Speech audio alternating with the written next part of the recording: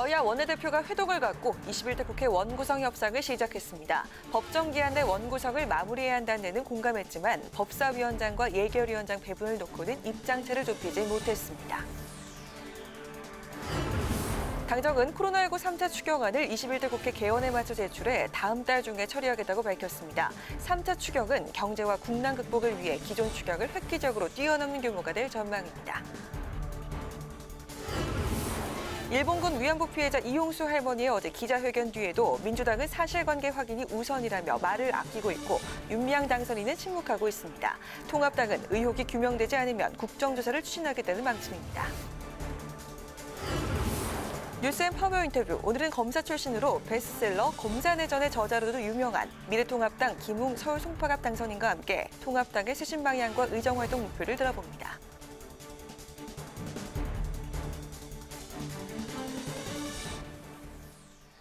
안녕하십니까. 5월 26일 의정종합뉴스 뉴스엔 시작하겠습니다. 민주당의 김태년, 통합당의 주호영 원내대표가 21대 원구성 논의에 나섰습니다. 법정 시한 내 원구성을 마무리하자는 데는 의견을 모았지만 법사위와 예결위는 두 당이 서로 모두 자기가 가져가야 한다면서 입장을 굽히지 않았습니다. 김희연 기자의 보도입니다. 민주당은 집권 여당으로서의 책임 정치와 조속한 3차 추경안 처리를 위해 법사위와 예결위를 모두 가져와야 한다고 주장했습니다. 반면 통합당은 그동안의 관례에 따라 법사위와 예결위는 야당 몫이라고 반박했습니다.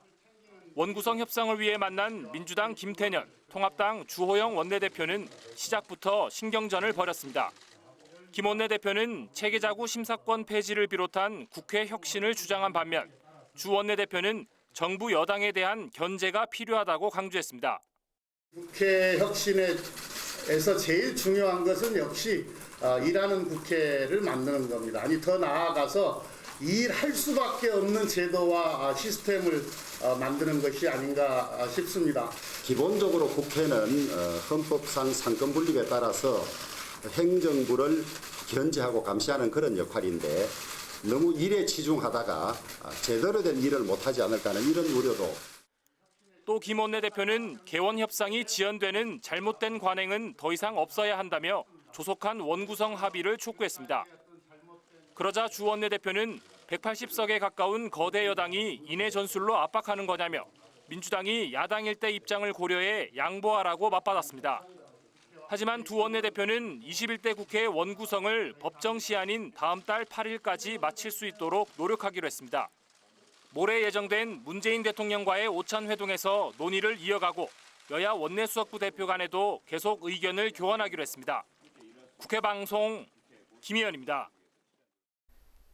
어제 이용수 할머니의 2차 기자회견에 대해 더불어민주당 윤미향 당선인은 아직 침묵하고 있습니다. 이런 가운데 민주당 일각에선 윤 당선인을 비판하는 목소리가 커지기 시작했고 야권에선 21대 국회 개원 전 윤 당선인에 대한 여당의 결자 해지를 거듭 촉구했습니다. 보도에 박지영 기자입니다. 30년을 하고도 아주 어림없이 하루아침에 배신했습니다. 이 배신당한 저가 너무너무 분했습니다. 더불어민주당 윤미향 당선인을 배신자로 규정한 이용수 할머니. 이 할머니의 2차 기자회견 이후 윤 당선인의 이목이 쏠렸지만 윤 당선인은 아직까지 입장을 내놓지 않고 있습니다. 민주당도 윤 당선인에게 제기된 의혹에 사실관계 확인이 먼저라는 입장만 반복하며 말을 아끼고 있습니다. 이해찬 대표가 나서 윤 당선인 논란에 대해 개인적인 대응을 자제하라는 함구령을 내렸지만 당 일각에선 비판의 목소리가 나오기 시작했습니다. 강창일 의원은 검찰 수사와 별개로 윤 당선인이 사과해야 한다고 주장했고 윤 당선인을 지지했던 남인순 최고위원도 자신의 SNS를 통해 의혹은 소명돼야 한다고 밝혔습니다. 나름대로 해명할 것 있으면 해명해야 돼요. 우선 이렇게 시끄럽게 된 것 자체가 되게 참 사과해야 될 사안 아니겠습니까? 국민에게. 미래통합당과 미래한국당은 당내에 관련 태스크포스를 구성해 진상규명을 압박하고 나선 상황. 검찰 수사를 비롯해 민주당의 대응을 지켜본 뒤 미흡하면 국정조사를 추진하겠다는 계획입니다. 또 21대 국회가 개원하는 30일 국회의원 신분으로 바뀌는 윤 당선인을 덮고 가려 하면 청와대와 여당도 공범이 된다며 윤 당선인에 대한 책임 있는 조치도 거듭 촉구했습니다. 이 위안부 할머니들의 맺힌 한이 좀 신속하게 풀려나가고 민주당도 이 부분에 대해서는 빨리 좀 나서서 결자 해지 차원에서 정리를 해줬으면 좋겠습니다. 검찰이 21대 국회 개원 전 윤 당선인을 소환 조사할 거란 전망도 나오고 있습니다. 현역 의원은 국회 동의 없이 체포나 구금을 할 수 없는 불체포 특권을 갖게 되기 때문에 수사에 차질을 빚을 수 있다는 우려 때문입니다. 윤미향 당선인은 아직 의원직 사퇴를 고려하지 않는 것으로 알려졌습니다. 하지만 검찰 수사를 통한 사실관계 규명과는 별개로 윤 당선인이 이용수 할머니 기자회견과 관련해 조만간 입장을 표명할 것이란 관측이 나오고 있습니다. 국회방송 박지영입니다. 더불어민주당이 코로나19 사태로 심각해진 경제 위기를 극복하기 위해서 3차 추경 처리에 속도를 내기로 했습니다. 21대 국회가 개원하면 바로 3차 추경안을 국회에 제출해서 다음 달 중 처리한다는 방침입니다. 장정현 기자입니다. 문재인 대통령 주재로 열린 2020 국가재정전략회의에서 당정청은 전례 없는 경제 전시 상황에 선제적이고 적극적인 재정 확대가 필요하다는 데에 의견을 모았습니다. 이에 따라 더불어민주당이 구체적인 3차 추경안 로드맵을 제시했습니다. 21대 국회가 개원하면 곧바로 3차 추경안을 국회에 제출해 다음 달 중 처리하겠다는 겁니다. 3차 추경은 1차 11조 7천억 원, 2차 12조 2천억 원을 훨씬 뛰어넘는 규모로 30조 원 플러스 알파 얘기가 나오고 있습니다. 확장적, 선제적, 적극적 재정 운영이 필요하다는데 인식을 함께하고 이에 따른 정책 수단을 총동원하기로 했습니다. 제3차 추경을 과감하게 편성하는 것은 그 첫 단추라 할 수 있습니다. 추경 내용은 고용과 사회 안전망 강화, 지역 경제 활성화 등 경기 보강과 한국형 뉴딜 프로그램 조기 착수 등을 중심으로 과감하고 세밀하게 준비할 것이라고 설명했습니다. 재정 건전성이 악화될 수 있다는 우려에 대해선 아픈 사람의 치료를 빗대며 경제 위기가 심각한 수준으로 치닫는 것을 우선 막아야 한다는 뜻을 밝혔습니다. 가족 중에 아픈 사람이 있으면 빚을 내서라도 살리고 봐야 합니다. 당장의 재정 건전성만 따지다가 경제 위기가 더 심각해지는 것을 방치해서는 안 됩니다. 미래통합당은 3차 추경의 적절성과 재원 등을 모두 따져본다는 입장입니다. 주호영 원내대표는 이미 지난 14일 3차 추경 논의와 관련한 기자들의 질문에 3차 추경이 왜 필요한지, 재원 마련은 어떻게 하는지 보고 판단하겠다고 말해 유보적인 태도를 보였습니다. 여기에다 지난 1, 2차 추경 당시 정부의 적자 국채 발행을 통합당이 강하게 반대해온 만큼 이번 3차 추경에서도 적자 국채 발행 여부가 논란이 될 것으로 보입니다. 다만 3차 추경이 여야의 국회 원구성 협상과 맞물려 있어서 통합당이 유리한 원구성 결과를 끌어내기 위해 협상 카드로 사용할 수 있다는 관측도 나오고 있습니다. 국회방송 장정현입니다.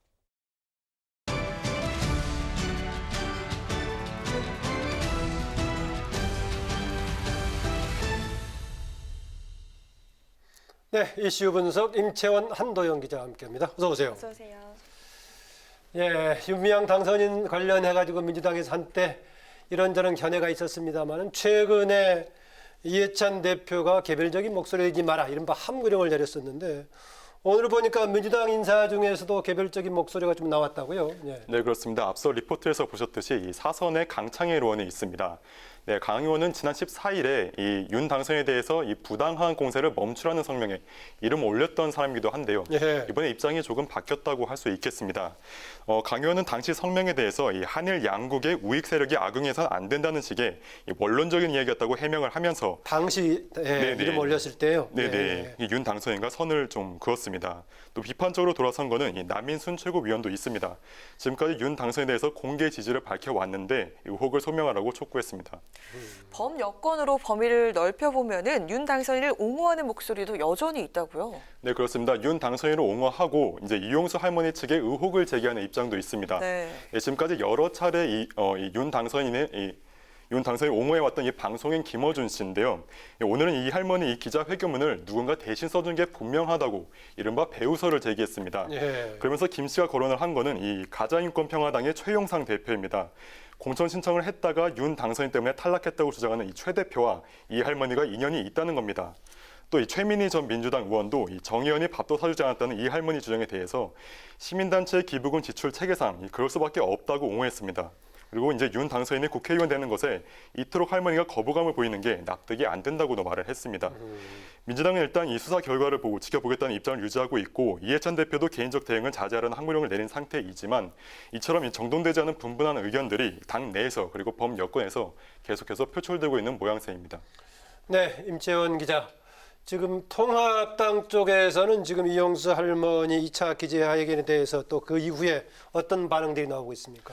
통합당은 윤미향 당선인과 민주당에 대한 압박 수위를 높이고 있습니다. 예. 네, 통합당은 어제 이용수 할머니의 2차 기자회견이 끝난 직후에 위안부 할머니 진상규명 TF 회의를 열었는데요. 윤 당선인과 정의연, 정대협, 운영진의 전원 사퇴를 촉구했습니다. 곽상도 TF 위원장의 발언 들어보시죠. 정대협은 할머니들을 지켜주기 위한 단체 활동을 하는 것처럼 국민들에게 포장해서 우롱하고 실제로는 할머니들을 돈벌이와 치부 수단으로 이용해 왔습니다. 이것만으로도 정대협 운영진들은 사퇴해야 마땅하다 하겠습니다. 진상규명 TF는 사라진 정부 보조금과 후원금 문제를 파헤치는 데 집중한다는 방침입니다. 곽 위원장은 정 의원이 여가부로부터 국고보조금 10억 원가량을 지원받았는데 이 제출된 사업 보고서를 보면 비용 뻥튀기 등의 정황이 있다는 건데요. 법치주의 바로세우기 행동연대는 정대협과 정 의원이 국세청 공시에 빠뜨린 국민기부금과 정부 보조금이 37억여 원이 이른다고 밝혔습니다. 네, 주호영 원내대표는 의혹이 해소되지 않으면 국정조사 추진까지 검토하겠다고 밝혔죠. 네, 민주당이 이제 더 적극적으로 조치에 나설 것을 자극하는 것으로 보입니다. 앞서 정 의원이 회계 부정 의혹을 제기한 이용수 할머니에 대해서 윤 당선자는 이용수 할머니의 기억이 달라져 있다고 말했는데요. 하지만 이 할머니는 기자회견에서 준비한 원고도 보지 않고 수십 년 전 사람의 이름까지 기억해냈습니다. 또 30년간 위안부 피해자를 이용했다고 비난했는데요. 충격이 일파만파 번지는데 민주당은 사실 확인이 우선이란 입장을 유지하고 있는데요. 통합당은 민주당이 국정조사에 나서면 사실관계 확인에 도움이 될 것이라며 국정조사에 나설 것을 촉구하기도 했습니다. 사실관계 확인도 중요하지만 의혹이 사실로 밝혀졌을 경우 민주당이 받는 타격도 상당한데요. 예. 우선 시민당 양정숙 사태에 이어 부실 졸속 공천 논란이 다시 불거지기 때문입니다. 네. 이렇게 되면 민주당도 책임에서 자유로울 수가 없는데요. 돈 회계와 관련된 도덕성에 타격을 입으면 21대 국회 시작부터 민주당의 적자는 부담이 될 것으로 보입니다. 네, 듣고 보니까 양정숙 당선자도 문제가 있었는지 요즘 잠잠하네요. 네. 그 문제는요. 예. 통합당과 한국당이 공동으로 지금 위안부 할머니 진상규명 TF를 출범했는데요. 물론 조금 있으면 이제 통합당과 한국당 하나의 당이 되긴 되겠습니다만은. 그런데 그 윤미향 의혹 진상규명에 전면에 나섰던 그 독립운동가의 후손인 윤주경 당선인 그 빠졌다고요? 예, 어떤 배경에서 빠졌나요? 이게 아시다시피 이제 윤주경 당선인은 윤봉길 의사의 손녀로 유명하죠. 그렇죠. 예. 한때 정의기억연대에 대한 의혹 제기에 이제 친일 프레임이 씌워졌었는데요. 윤주경 당선인이 전면에 등장하면서 친일 프레임이 깨졌습니다. 하지만 정작 진상규명을 위한 TF 위원 명단에서는 이름이 빠졌는데요. 이와 관련해 곽상도 TF 위원장은 이번 사안을 경제적 관점과 법적인 관점으로 접근을 하고 있다면서 경제적 관점과 법적인 관점. 아무래도 예. 이제 좀 전문성을 좀 더 중점으로 본 것 같습니다. 그래서 윤 당선자가 적임자가 아니라고 판단을 했다고 밝혔는데요. 윤 당선자도 회계나 법적인 분야를 일반인 수준 이상으로 할 역할이 없다고 판단을 했다면서 이제 앞으로 위안부 피해 할머니들을 위해 할 수 있는 일을 계속 고민하겠다고 말했습니다. 네, 잘 들었습니다. 한도영 기자, 한명숙 전 총리 뇌물수수 사건에서 검찰이 증인에게 거짓 진술을 강요했다는 의혹이 제기가 됐었는데요. 민주당뿐만 아니라 범여권에서도 재수사 목소리가 나오고 있다고요? 네, 열린민주당의 그 최강욱 대표인데요. 검찰이 증거를 조작했던 이 국정원 간첩 조작 사건과 유사하다고 재수사를 해야 된다고 말을 했습니다. 그러면서 검찰이 이 결자 해지 차원에서 스스로 이 수사에 임해야 된다고 말을 했고요. 또 이런 사건을 수사하기 위해서 공수처가 필요하다고 강조했습니다. 네, 관련 발언 직접 들어보시겠습니다. 본인들이 그렇게 정의로운 기관이고 공정한 기관이라고 계속 여태까지 주장해 왔잖아요. 네. 그러면 이 문제는 풀어야죠. 그래도 하지 않으면 할 수 없이 공수처가 할 수밖에 없겠죠. 네, 여기에 민생당 박지원 의원도 가세했습니다. 자신이 과거 정치자금법 위반으로 수사받을 때와 이 구조가 똑같다고 말했고 반드시 재심해야 된다고 말했습니다. 다만 이와 같은 민주당과 범여권의 재심 요구가 정말로 재심을 위한 게 아니라는 그런 분석도 있습니다. 현재 한 전 총리의 정치자금법 위반 사건이 재심 절차를 밟을 가능성이 희박하다는 게 중론입니다. 증거 조작 사건 의혹을 키웠던 한만호 씨가 이미 사망을 했고 이번 재조사 요구를 이제 촉발했던 함 씨의 이 비망록이 기존 재판에서 증거로 제출이 됐으며 거기에 대해서도 이미 사법 판단을 이제 받았다는 겁니다. 민주당과 법여권도 이런 사실을 잘 알고 있고요. 결국 표면적으로는 이 재심 요구를 하고 있지만 실질적으로는 수사와 공판에 참여한 검사들을 공수처의 수사 대상으로 삼기 위한 포석이 아니냐는 분석입니다. 실제로 박주민 최고위원은 이 한 전 총리의 사건도 공수처의 수사 범위에 들어간다고 언급하기도 했고요. 검찰 수사의 이 부당성을 최대한 드러내고 이를 통해서 20대 국회에서 못다했던 이 검찰개혁 입법을 실현할 동력을 확보한다는 그런 큰 그림이라는 해석이 있는 건데 이게 사실일지 그리고 현실화될지는 좀 더 지켜봐야 할 문제인 것 같습니다. 네, 얘기하신 대로 이제 검찰개혁의 동력이 될지 오히려 논란을 불러일으키면서 소모전을 만드는 요소가 될지 다양할 수 있겠습니다. 오늘 이슈 분석 여기까지 듣겠습니다. 임채원, 한도영 기자 수고했습니다. 고맙습니다. 네, 국회의 가장 중요한 역할은 입법부란 명칭처럼 법을 만드는 거겠죠. 특히 사회적인 약자를 보호하고 사회를 보다 투명하게 만드는 입법은 우리의 삶을 한층 더 나아지게 만드는데요. 20대 국회가 통과시킨 주요 법안들을 김세정 기자가 정리했습니다. 2018년 마지막 본회의, 산업안전보건법, 일명 김용균법이 전면 개정됐습니다. 산업안전보건법 전부 개정 법률안 대안은 가결되었음을 선포합니다. 앞으로 김용균 씨의 희생이 헛되지 않도록 산업 현장의 안전을 더욱 강화하고 사고 예방에 만전을 기하는 계기가 되었으면 합니다. 28년 만이었습니다. 온도계 공장의 소년 노동자 문송면 군의 죽음을 계기로 이뤄진 1990년 법 개정 이후 처음으로 전면 개정된 겁니다. 하지만 이후에도 산업 현장의 위험은 여전했고 비정규직 노동자였던 구의역 김군에 이어 젊은 하청 노동자 김용균 씨가 희생됐습니다. 20대 국회에서 개정된 김용균법은 하청 노동자가 위험한 업무에 내몰리지 않도록 산업 현장의 안전 규제를 강화하고 산업재해로 근로자가 숨지면 사업주 처벌을 강화하도록 했습니다. 20대 국회는 아이들의 이름을 딴 어린이 생명안전 법안들도 처리했습니다.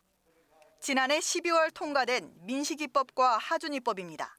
도로교통법 일부 개정 법률안 대안은 가결되었음을 선포합니다. 민식이법이 있기 전 18대와 19대 국회에서도 어린이 교통안전을 위한 각종 법안들이 발의됐지만 국회 문턱을 넘지 못했습니다. 민식이법은 어린이 보호구역에 과속단속 카메라와 과속 방지턱, 신호등 설치를 의무화했고 하준이법은 경사가 있는 주차장에 미끄럼 방지를 위한 고인목과 안내표지 설치를 의무화했습니다. 20대 국회 마지막 본회의에선 어린이가 탑승하는 모든 통학 차량을 어린이 통학버스 신고 대상에 포함시킨 태호 유찬이법도 통과됐습니다. 유아교육법과 사립학교법, 학교급식법, 이른바 유치원 3법의 통과로 유치원의 공적인 기능이 강화되고 회계도 더 투명하게 됐습니다. 유치원이 보조금이나 지원금을 부당하게 사용하면 국가와 지자체는 반환 명령을 내릴 수 있고 사립유치원은 모든 회계를 국가 회계 시스템인 에듀파인에 공개하도록 했습니다. 국회방송 김세정입니다. 더불어민주당 일하는 국회 추진단이 법사위의 체계자구 심사권을 폐지하는 대신 관련 기구를 국회의장 직속으로 두는 방향이 바람직하다고 밝혔습니다. 일하는 국회 추진단은 오늘 비공개 회의를 통해 이같이 의견을 모았다고 설명하고 법사위는 사법위로 바꿔 소관 법무부와 검찰, 법원 등에 대한 내용만 다루자는 의견도 나왔다고 말했습니다. 또 상시 국회 운영과 관련해 국회의장이 본회의 일정을, 상임위원장은 상임위의 의사일정을 정하는 방향으로 국회법의 개정을 추진하겠다고 말했습니다. 미래통합당 위안부 할머니 피해 진상규명 태스크포스 위원장인 곽상도 의원은 윤미향 당선인의 주택 매입 자금 출처 수사를 촉구했습니다. 곽 의원은 윤 당선인과 그의 가족이 아파트와 빌라 등 모두 5채를 현금으로 매입한 의혹을 제기하며 이같이 밝혔습니다. 곽 의원은 지난 1992년 정신대 할머니 돕기 국민운동본부에서 모금을 시작한 이후 윤 당선인의 주택 매입이 이뤄졌다며 이 시기부터 자금 추적이 필요하다고 주장했습니다. 미래한국당이 미래통합당과 합당하기로 최종 결정했습니다. 한국당은 국회의원 당선인 합동회의 후 발표한 결의문에서 총선 후 돌아가겠다고 한 국민과의 약속을 이행하려 한다며 이같이 밝혔습니다. 이어 한국당은 비례정당 탄생의 원인이 된 준연동형 비례대표제를 폐지해야 한다면서 21대 국회가 개원하면 선거법 개정에 나서자고 여당에 촉구했습니다. 통합당이 내일 전국에서 합당안을 의결하면 양당은 오는 29일까지 합당을 마무리할 방침입니다. 국회 미래연구원 개원 2주년 기념식에 문희상 국회의장 등이 참석한 가운데 오늘 국회에서 열렸습니다. 국회 미래연구원은 2018년에 출범한 국회 소속 연구기관으로 당파를 초월해 중장기적인 국가전략 연구와 국회 정책 역량 강화를 목적으로 설립됐습니다. 문희상 국회의장은 국회 미래연구원은 5개 정당이 처음으로 정파를 초월해 협업한 사례라며 앞으로도 성장을 거듭해 미래 대응력을 높이는 데 큰 역할을 수행해 줄 것을 응원하겠다고 밝혔습니다.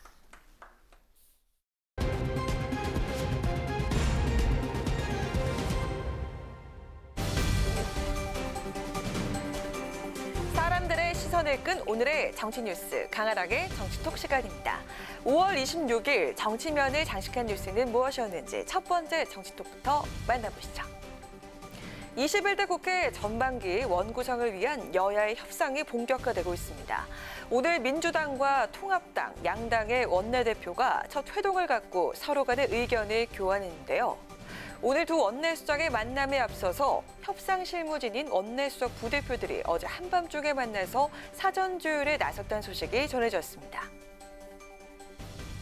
여야 원내대표 회동 하루 전날인 어젯밤 더불어민주당 김영진 총괄 원내수석 부대표와 미래통합당 김성원 원내수석 부대표의 깜짝 만남은 야당인 통합당의 제안으로 이뤄졌습니다. 허심탄회하게 이야기하자는 김성원 수석 부대표의 제안을 김영진 총괄수석 부대표가 흔쾌히 받아들이면서 두 사람은 어제 저녁 국회 근처의 한 음식점에서 보좌진을 대동하지 않고 만났다고 하는데요. 오늘 있을 양당 원내대표 회동에 앞서서 사전 조율을 위한 자리였지만 앞으로 진행될 원구성 실무협상의 탐색전이 펼쳐지기도 한 것으로 전해졌습니다. 경기 지역에서 나란히 재선에 성공한 두 수석 부대표는 6살의 나이 차이도 불구하고 보좌관 출신이라는 공통점을 갖고 있어서 사석에서도 농담을 주고받는 친한 사이로 알려졌는데요. 김성원 수석 부대표는 자신의 SNS를 통해서 평소 각각의 논리로 열띤 논쟁을 펼치기도 하지만 목표는 동일하다며 서로의 생각을 좁혀가면서 국민 눈높이에 맞는 21대 국회를 구성하고자 노력하고 있다고 어젯밤에 만남을 전했습니다. 김태년, 주호영 원내대표나 김영진, 김성원 원내수석 부대표 등 원구성 협상에 나선 여야의 원내 지도부 모두 합리적이란 평가를 받고 있습니다. 하지만 상임위 배분을 둘러싼 여야의 입장차가 팽팽한 만큼 협상 과정이 쉽진 않을 것으로 전망이 되는데요. 21대 국회의 첫 이미지가 원내 지도부의 손에 달려있는 만큼 법정 시한 내에 신속하게 원구성이 이뤄질 수 있도록 협상에 최선을 다해주길 바랍니다. 이어서 오늘의 두 번째 정치톡입니다. 21대 국회 개원을 앞두고 각 당내 그리고 여야 의원들이 속속 모임을 결성하고 있다는 소식 정치톡에서 몇 차례 전해드렸었는데요. 당내 모임의 경우에는 이슈나 현안에 같은 목소리를 내거나 힘을 싣는 형태로 의견을 모아가면서 당내 계파로 발전하기도 하는데요. 최근 여당인 더불어민주당의 한 의원 모임에서 21대 국회에서 여의도 최대 계파로 부상하고 있다는데요. 어떤 모임일까요? 더불어민주당 내 의원 모임인 더 좋은 미래, 약칭 더미래라고 불리는 이 모임은요. 지난 19대 국회에서 결성돼서 20대를 거쳐 21대 국회로까지 이어지고 있습니다. 최근 21대 초선 당선인을 대거 회원으로 모집하면서 현역 의원만 51명이 참여하는 대규모 모임으로 성장해 정가의 관심이 모아지고 있습니다. 민주당 의원의 전체 30%에 달하는 규모로 벌써부터 민주당에서도 당내 당으로 불린다고 하는데요. 19대 국회 때만 해도 더미래가 86세대를 중심으로 모였다는 평가를 받았지만 20대 국회에서 1970년대생 인사들이 합류하면서 정치 개파색이 묽어졌고 21대에서는 소방관 출신과 판사 출신 등 다양한 구성원이 늘면서 다루는 주제와 정책도 많아질 것으로 전망됩니다. 친박이나 친문 등 정당 내 인물 중심의 개파가 아닌 정책 중심의 모임이 새로운 개파의 유형으로 자리 잡았다는 평가인데요. 문재인 정부 출범 이후 더미래 출신 인사들이 당정청의 주요 자리에 많이 배치가 됐습니다. 특히 당 내에서는 20대 국회 원내대표 4명 중에 3명이 더미래에서 배출이 됐고요. 이번에 21대 국회 새 원내대표에 김태년 의원이 당선된 데도 더미래의 암묵적인 지지가 있었다는 이야기가 나오고 있습니다. 최근 더미래 운영위원회를 결성하면서 더미래는 보다 조직적이고 탄력적인 활동을 예고했는데요. 인물 중심의 개파가 아닌 정책 중심의 개파가 21대 국회에서 어떤 변화의 바람을 몰고 올지 기대해봐야겠습니다. 마지막으로 세 번째 오늘의 정치톡입니다.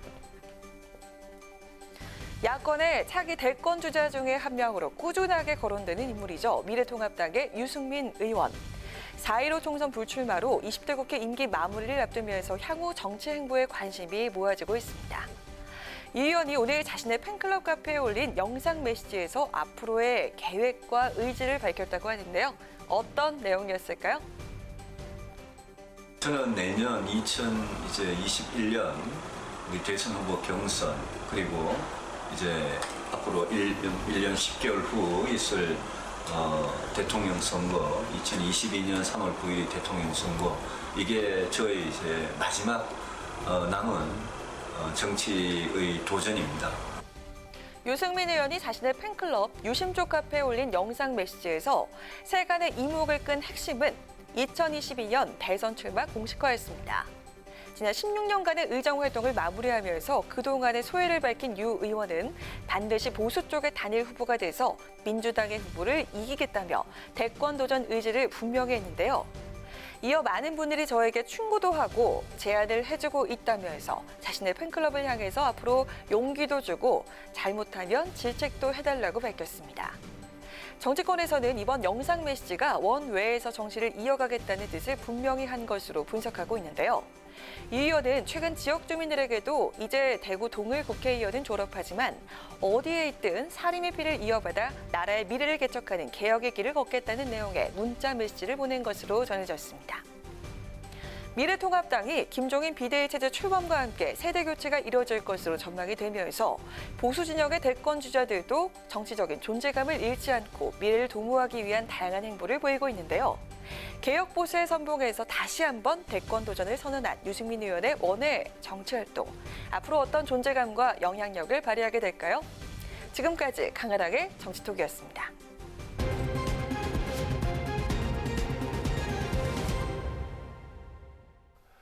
네, 21대 국회 전반기 원구성 논의를 위한 여야 협상이 본격화됐다는 소식 전해드렸는데요. 오늘 있었던 여야 원내대표 회동과 또 협상 상황 어떻게 진행이 되고 있는지 더불어민주당의 박성준 원내대변인 전화로 연결해서 들어보도록 하겠습니다. 안녕하세요. 안녕하세요. 네, 안녕하세요. 반갑습니다. 네, 지금 당선인 활동한 지 40여일이 벌써 됐네요.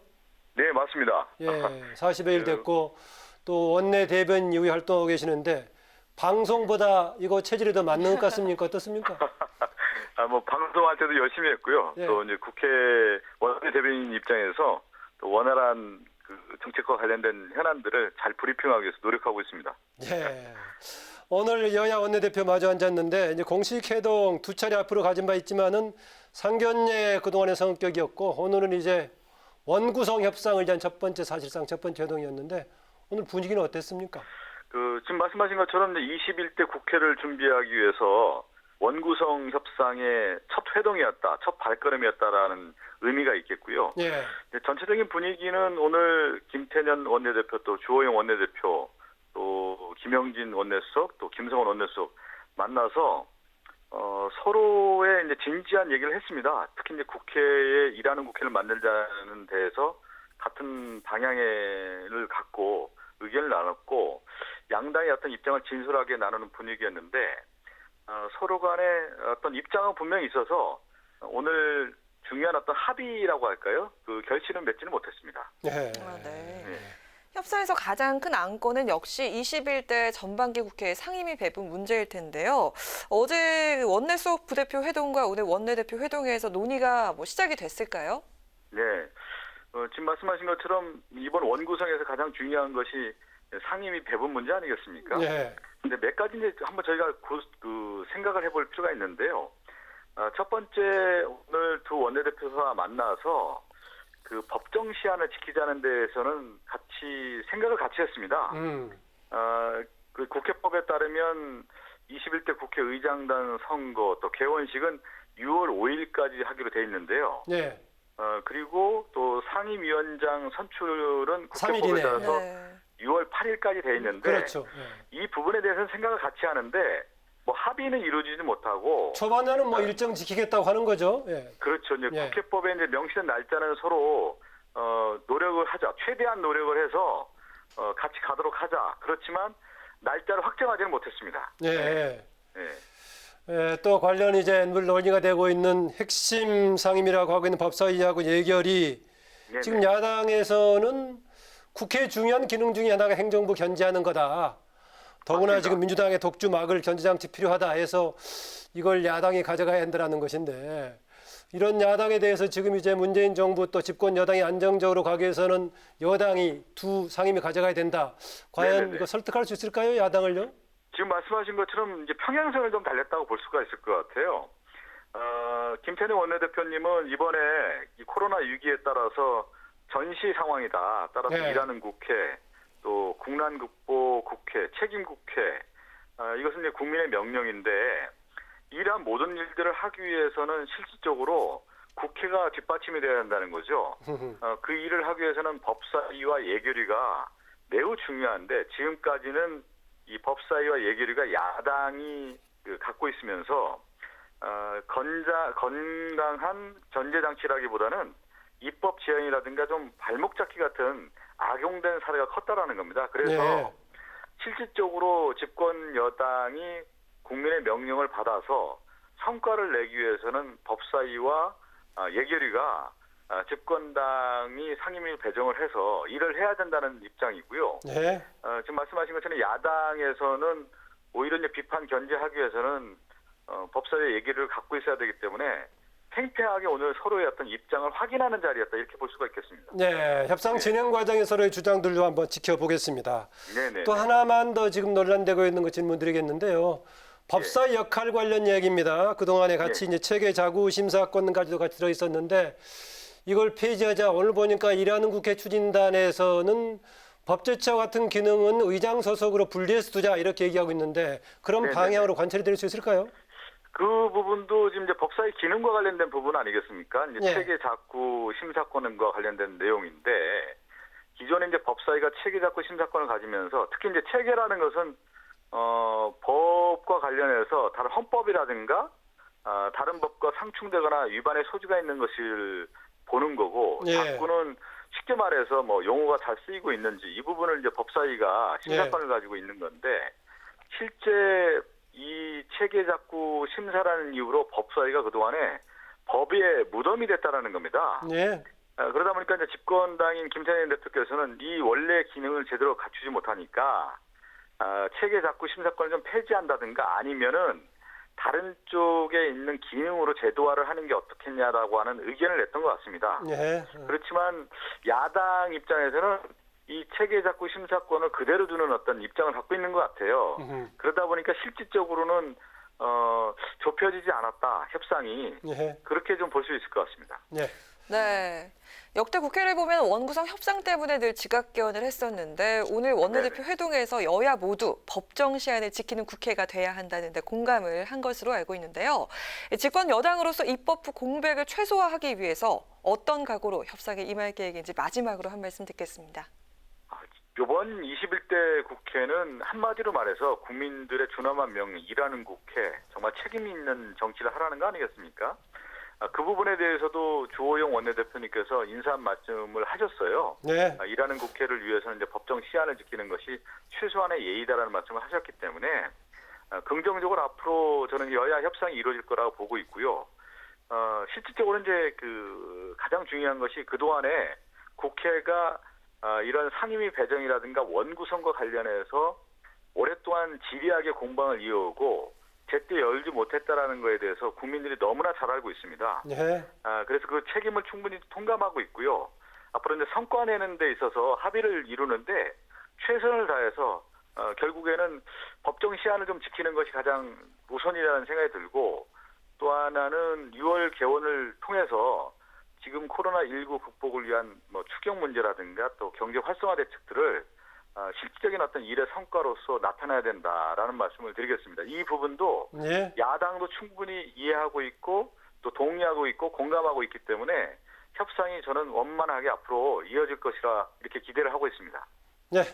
오늘 말씀 고맙습니다. 예, 감사합니다. 예. 네. 지금까지 더불어민주당의 박성준 원내대변인이었습니다.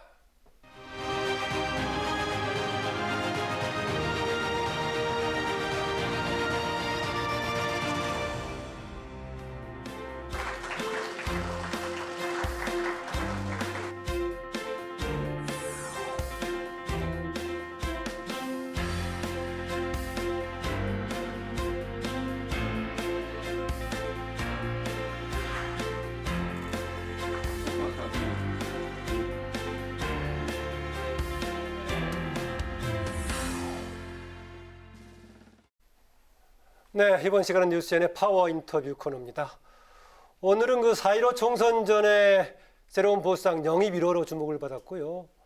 또 검사 내전의 작가로 현역 검사 시절부터 유명하신 분이죠. 미래통합당 김웅 서울 송파갑 당선인과 함께 얘기 나눠보겠습니다. 어서 오세요. 어서 오세요. 안녕하세요. 예. 반갑습니다.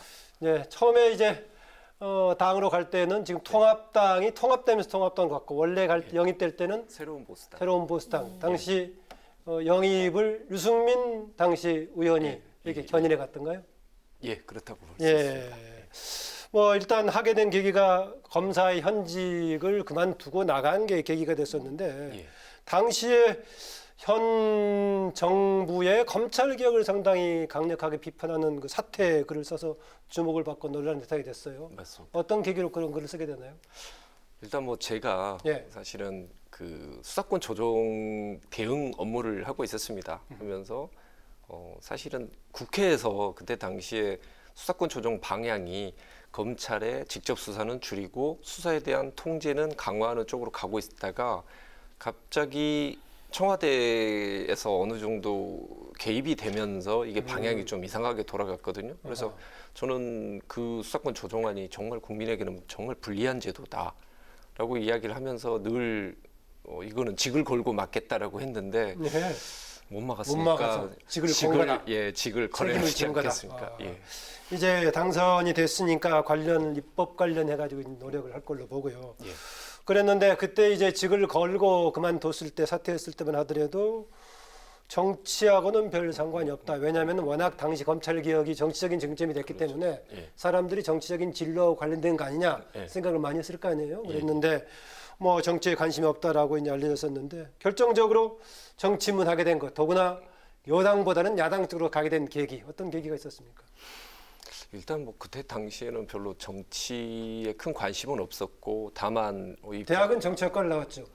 예, 뭐 그거는 학점에 따라서 성적 따라간 거라서 그 처음에 이제 그런 생각을 많이 했었어요. 저는 국민들한테 이런 문제점에 대해서 알리는 것으로 제 역할은 다 했다고 생각을 했는데 그때 이제 새로운 보수당에 이제 하고 접촉을 하면서 사실은 그 어떤 개혁 보수라는 그 가치는 좀 남아 있었어야 된다라고 생각을 했었는데 그때 당시 새로운 보수당이 상당히 어려운 상황이었지 않습니까? 그랬죠.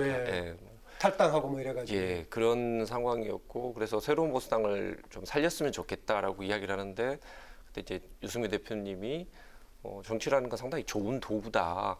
그런 도구를 이용해서 좀 알려보는 건 어떠냐라고 이야기를 하셔서 그렇다. 아무래도 이게 어떤 문제점이 있는지를 국민한테 알리기에는 가장 좋은 제도겠다, 방법이겠다라고 생각을 했는데 국민들에게 이 수사권 조정안의 문제점을 알리는 데는 실패하고 그냥 덜컥 당선만 됐습니다. 당시에 혹시 새로운 보수당이 아니고 통합당 쪽에서 바로 들어오라라고 했으면 당시에 들어갔을 거면 어떻겠습니까? 그러진 않았을 것 그러진 않았을 것 같다. 이거 결과적으로 통합당이 된 거다 이제 이렇게 볼 수 네. 있겠네요. 처음 선거를 치르고 지역 국회의원이 됐지만 소속당의 선거 참패라는 이 결과 때문에 그동안 생각도 많고 고민도 참 많으셨을 것 같은데요. 총선 이후부터 임기 시작을 앞둔 지금까지 가장 큰 고민은 무엇입니까? 아무래도 또 그 원내 활동보다는 당이 어떻게 이제 체질을 개선을 하고 어떻게 재건을 할 것인가 부분이 가장 어려운 것 같습니다. 저희는 또 개혁을 해야 된다는 방향도 있는가 하면 당의 그 기본 가치를 그대로 좀 유지했으면 좋겠다라고 생각하시는 분도 꽤 많기 때문에 그 사이에서 어떻게 그분들을 설득을 하고 변화를 이끌어내느냐, 그게 가장 어려운 문제인 것 같습니다. 네, 지금 얘기했다시피 이제 일상적인 상황이면은 좀 21대 국회 개원도 얼마 안 남았기 때문에 원내 문제에 집중해야 할 건데 지금 통합당은 당을 어떻게 새롭게 세울 건가 중요한 이제 쟁점이 돼서 거기에 고민하고 있다. 관련해 가지고 이제 당에서는 김종인 비대위 체제 최종까지는 가지 않았습니다만 이제 그 방향으로 가고 있는데 워크숍에서 그쪽으로 결정 나고 그랬었는데 지금 김종인 비대위에 대해서 어떤 기대를 갖고 계시는지 또 비대위가 뭔가 당을 새로 세우는데 역할을 하려면 어떤 것에 주목해야 되는지 그렇게 보시는가요? 일단 저희뿐만 아니라 상당히 많은 초선 의원들이 생각이 뭐였냐면 비대위로 갈 것인가 아니면 뭐 조기 전당대회를 할 것인가 그걸 결정하는 것보다 당이 어떤 의사결정을 할 때 어떤 절차와 과정을 거쳐서 결론을 낼 것인가를 상당히 저희는 주목을 했었습니다. 그래서 초선들이 그때 모여서 자, 끝장 토론이라도 하자라고 이야기를 했었고 그게 사실은 첫 번째 당선자 대회와 두 번째 당선자 대회를 통해서 사실 토론을 통해서 저희가 어떤 결론을 내렸었거든요. 그 과정에서 초선들이 뭐 사실 저희 당 하면 생각하는 게 초선은 이제 입도 뻥끗 못한다라는 그런 좀 선입견이 있었고 저도 그렇게 생각을 했었어요. 지금 40명인가 그랬었죠? 통합되기 전에요? 예. 50%죠. 그러니까 근데 초선들이 뭐 마음대로 이야기를 했고 그리고 재선이나 3선 이상급들이 오히려 더 초선들이 이야기하는 거에 대해서 더 경청을 하는 그런 좀 분위기였었습니다. 그래서 저는 그런 과정, 즉 그러니까 당의 의사결정에 민주적인 그런 정당성을 얻어가는 과정이 훨씬 더 중요했다고 생각하고 있습니다. 그래서 이 과정이 아마 소중한 경험이 돼서 저희 당을 바꾸는데도 큰 역할을 할 거라고 생각하고 그때 있고요. 끝장 토론 뭐 재밌었습니까? 그때 재밌더라고요. 보도된 바에 따르면은 보통 같으면은 외부 전문가 뭐 강연 같은 게 있는데 그런 게 없이 뭐 우리끼리 끝장 토론하라고 했었는데. 정말 그 하고 싶은 이야기 다 했고요. 그리고 뭐 흉중에 있는 이야기가 정말 다 나왔던 것 같아요. 다 나왔었고 또 가장 좋았던 건 초선들이 좀 더 이야기를 많이 할 수 있는 그런 분위기를 계속 만들어줬고 특히 초선들이 나와서 어떤 이야기를 할 때 재선 3선 의원들 그 다선 의원들이 예전 같으면 뒤에서 뭐라고 막 한마디씩 하시잖아요. 전혀 그런 이야기가 없었습니다. 현실 정치 모르는 소리 하지 마라. 네, 그렇죠. 초선이 뭐 그런 소리를 해. 뭐 이런 게 전혀 없었습니다. 그래서 저는 그런 게 상당히 중요하다고 생각하고 있고요. 그리고 아무래도 비대위가 생기면 개혁적인 방향으로 가는 데는 좀 더 힘을 받지 않을까라는 기대를 하고 있습니다. 네, 이번 총선에서 대다수 중진들이 퇴진을 하면서 지금이야말로 과감한 세대 교체 적기라는 의견이 나오고 있는데요. 당선인 생각은 어떤지 궁금한데요. 뭐 저는 저 주변에 이제 계신 분들하고 이야기할 때 뭐 우리 당이 뭐 강제적이긴 하지만 디톡스 다이어트를 했다 생각하고 있습니다. 그래서 체질 개선하는 거는 어느 정도 상당히 많은 성과를 이뤘다고 생각하고 있고요. 근데 이제 중요한 건 뭐냐면 단지 나이만 젊어지는 것은 큰 의미가 없다고 생각합니다. 생각이 젊어야 되는 것이고 그건 나이하고 별 상관이 없는 것 같습니다. 우리 당이 어떻게 변할 것이고 왜 우리는 뭔가 변화를 하고 포용을 하고 실용적인 그런 대안을 만들어내야 되느냐 그런 생각을 가진 게 당의 주류가 되는 게 가장 중요하다고 생각하고 있습니다. 예, 이제 비대위 구성을 하게 될 건데 지금 9명 정도 예상을 하고 있고 그중에 30, 40대를 뭐 4인 포함한다 이런 얘기가 나오고 있던데 보도들 나오면은 뭔가 당의 혁신을 위한 새로운 에너지 몇 명 꼽으면 항상 김웅 당선인 이름이 들어가더라고요. 이름이 외자에서 들어가기 쉬워서 그런지 모르겠는데 가면 어떤 역할을 좀 할 수 있을 거라고 생각하십니까? 일단 저는 공식적으로 제안 받은 바가 전혀 글쎄요. 없습니다. 보도들이 보면은 대표적인 인물로 서너 사람 꼽으면 김웅 들어가더라고요. 예. 제가 초선인데 너무 설쳐서 그런 거 아닌가 싶은데 일단 저는 비대위를 했고 그 비대위에 김종인 비대위원장님에게 맡겼으면 저는 위원장님하고 손발이 맞는 사람을 갖다 쓰는 게 맞다고 보거든요. 그러니까 지금 위원장님이 갖는 시간이 1년밖에 없는데 언제 손발을 맞추겠습니까? 손발 맞는 사람하고 먼저 꾸려서 출발하시는 게 저는 더 낫다고 생각하고 저는 뭐 그 안에 안 들어가더라도 최선을 다해서 이렇게 돕고 그리고 뭐 시키는 일은 열심히 할 생각입니다. 들어가든 또 밖에 있든 간에 물론 당 내겠지만은요.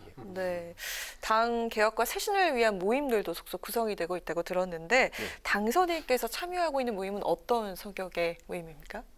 저는 뭐 초재선 모임 같은 거 따로 만든 것은 없습니다. 그것보다 저희는 이제 지금 저희가 이번에 선거를 통해서 느낀 건 뭐냐면 시대에 뒤처졌고 우리가 과연 정책 정당인가? 물론 공약은 정말 많은데 그 공약들을 왜 제대로 전달도 못하고 이 공약들에 대해서 의원들이 제대로 알고 있지도 못하더라고요. 그래서 지금 가장 중요한 것은 우리 당의 정책은 무엇이고 우리 당의 정책에 대해서 우리 의원들이 다 공유를 해야 된다고 생각했습니다. 그래서 지금 공부를 하는 모임을 지금 만들어서 주로 이제 좀 정말로 좀 열심히 스터디를 한번 해보자. 이런 공부 학습 효과가 빨라야겠네요. 공부만 계속하고 있으면 언제 입법하고 그러니까. 그러니까 누가 그 이야기를 들어 의원이 언제 공부를 하느냐라고 이야기를 하는데 주경야독하는 심정으로 그렇게 공부를 하겠습니다. 네, 앞서 이제 본인이 검찰직을 그만두고 또 우연하게 또 정치까지 입문하게 된 계기가 검찰 개혁 지금 방향에 대한 비판, 뭔가 초기의 방향하고 다른 이런 쪽을 비판해서 나왔다고 했는데 뭐 앞으로 장기적으로 뭐 이런 관련 부분을 이제 입법 과정에 노력하겠지만은 당장 국회에 들어보면 1호 법안으로 정보경찰을 분리법을 내고 싶다 이렇게 밝힌 바 있는데 그게 뭐 어떤 방향을 국민 일반들한테 얘기할 때 정보경찰 분리법 그러면 뭐 무슨 내용으로 전달할 수 있겠습니까? 일단은 저는 이제 지금 이미 수사권 조정이 어느 정도 이루어졌지 않습니까? 근데 이거를 사실은 그 수사권 조정안 자체에 보면은 수사권 조정은 자치경찰제나 행정경찰, 사법경찰 분리와 동시에 한다고 이렇게 돼 있습니다. 그 미완의 지금 개혁인 상태인 겁니다. 그래서 그 부분이 이루어져야 된다고 생각하고 있고요. 작년에 사실은 그 경실련이랑 참여연대 이런 한 11군데 단체가 모여서 정보경찰 폐지 넷이라는 그 단체를 만들었습니다. 그걸 만들었던 이유는 뭐냐면 일제시대 때부터 내려왔던 그러니까 정보와 수사가 결합되어 있는 이런 후진적인 것은 반드시 고쳐져야 된다. 안 좋은 경찰의 전통이죠. 그렇죠.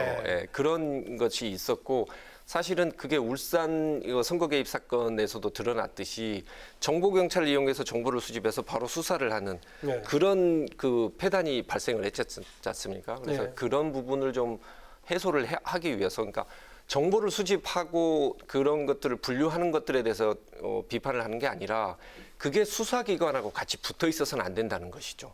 그거는 분리를 시켜야 된다는 게 그게 맞고 대부분의 나라들이 그렇게 이루어지고 있습니다. 그래서 좀 더 선진적인 그런 수사 구조로 가기 위해서 반드시 필요하다고 생각하고 있습니다. 네, 최근 현안 하나 잠깐 짚어보겠습니다. 지금 근래까지 검찰 현직이 있었기 때문에 최근에 관련된 사안들이 많긴 합니다만 하나만 질문드리겠습니다. 윤미향 당선인 관련 정의원 관련 지금 의혹 수사 진행하고 있는데 지금 사건 배당 6일 만이었던가요? 지금 이제 압수수색도 들어가고 그런 건데 보니까 또 그 민주당의 박주민 의원은 검찰의 그런 신속한 압수수색을 아주 비판적으로 지적을 했던데 검찰의 최근 행보를 어떻게 받고 계시고 지금 윤미향 당선인을 둘러싼 논란 어떻게 보시는지요? 일단 그 신속한 압수수색에 대한 비판적인 지적 어떻게 보시나요? 일단 이거는 돈 문제지 않습니까? 돈 문제에서 횡령을 했느냐 안 했느냐를 따졌을 때 가장 중요한 것은 회계 장부를 확보하느냐 못하느냐가 이 수사의 모든 정말 관건이라 할 수 있습니다. 가장 중요한 부분은 그 장부를 확보를 하는 건데 그건 당연히 빨리 이루어져야 되고 만약에 이걸 장부를 빨리 압수수색을 안 했으면 봐주기 수사다. 이거는 정부 측의 압력을 받고서 이거 봐주기 한 거 아니냐라는 의혹이 반드시 생길 거라고 생각합니다. 그리고 2017년도에 사실은 이 정의기억연대하고는 약간 좀 경쟁 관계에 있었던 그 화해치유재단이라는 곳에 그 횡령 의혹이 정부에서 만든 그런 의혹이 일어났었을 때도 그때 보면 언론 기사가 나오고 그 다음날 바로 그 정의기억연대에서 바로 다음날 규탄 성명서 나오고 여가부에서 며칠 지나지 않아서 바로 고발장 그 수사 의뢰를 바로 한 그런 사례가 있습니다. 그 사례에서는 그렇게 신속하게 그 수사 의뢰를 하면서 이번 건에 가지고는 뭐 이걸 왜 이렇게 신속하게 수사를 했느냐. 이례적이지 않다라는 겁니까? 그렇게 이야기를 하는 것은 어불성설이죠.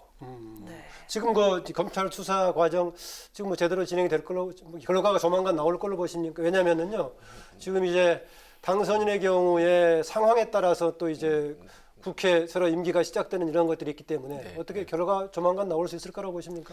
일단 제가 봤을 때는 이 관건 가장 중요한 건 장부 회계장부를 얼마나 투명하게 작성했느냐가 오히려 가장 중요한 쟁점입니다. 그러니까 회계장부를 정말 엉망으로 만들어 놓으면 오히려 횡령을 했는지 여부를 밝혀내기 어려울 수도 있습니다.